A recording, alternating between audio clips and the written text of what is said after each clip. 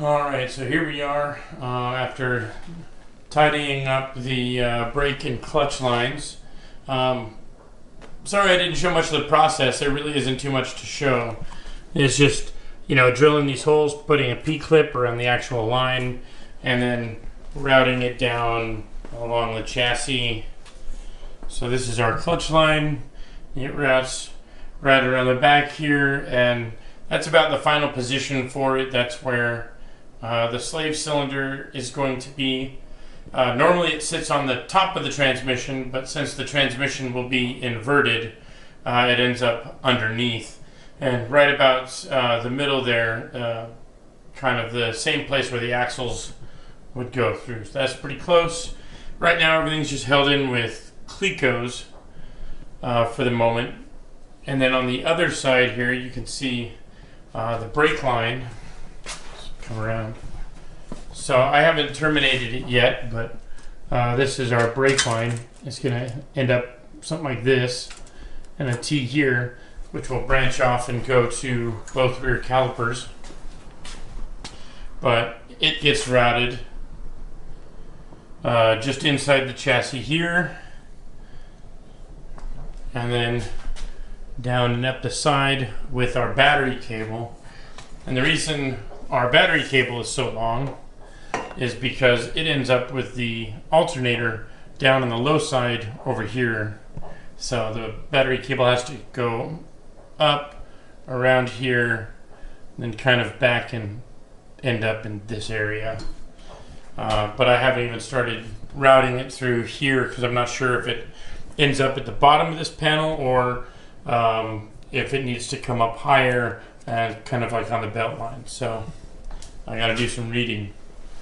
But otherwise, it routes on the bottom here, up along the side, and it follows our rear brake line. And I have the battery kind of temporarily set in place so I could set the length. Our ground goes from here to right up here on the chassis. But I'm not even going to bother with that. It's so short, it doesn't need to be run anywhere. So those are temporarily in place. I'm not going to rivet them in finally until I have the wiring harness in place. And the reason is in the instructions, it says that the brake should end up down over here. There's a brake tee and a pressure switch, and I believe that's to drive the rear brake lights.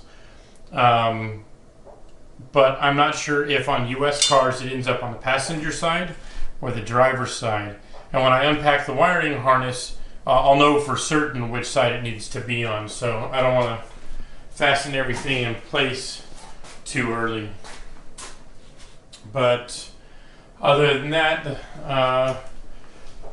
we'll pretty much call those done for now. I mean, it could use a little more tidying up, and I got to bring some slack back to the clutch line, that's the rear brake line. But yeah, bring some slack back to that up to the front. But for now, I'm temporarily calling those done. And then the next step is going to be, let's see, I don't know what the next step is going to be. I guess I'll figure that out because I think it's too early to run the water pipes. It might be time to do wiring. Normally I would have the front uprights and the front brakes installed and we would do a string alignment, but the front brakes and the front brakes are here, but the front uprights are not. So I can't really do much without the front uprights. Those should be arriving in the mail maybe next week.